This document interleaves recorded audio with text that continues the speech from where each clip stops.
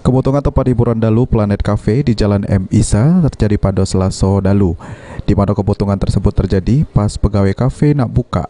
Lalu tiba-tiba kabel listrik di lantai 2 ngalami konsleting, sehingga metu ke percikan api yang langsung besar. Beruntung, tak lama dari situ petugas pemadam kemutungan yang datang ke TKP dibantu warga langsung melakukan proses pemadaman, sehingga akhirnya api berhasil diizinkan. Henry selaku manajer kafe jelaskan kalau saat kejadian dia tak katek di tempat. Namun dari keterangan pegawainya, kalau kemutungan tersebut berasal dari konsleting listrik.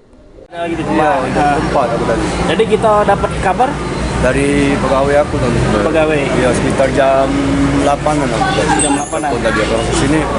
Kita pemiliknya kok. Aku manajernya. Oh, manajernya. Siapa nama kita kok? Henry.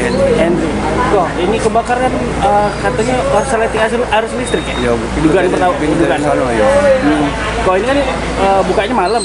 Kemutungan ini dewek tidak nimbul ke korban jiwa, namun kerugian ditaksir nyampe puluhan juta rupiah karena banyak barang berharga yang sudem tertunung.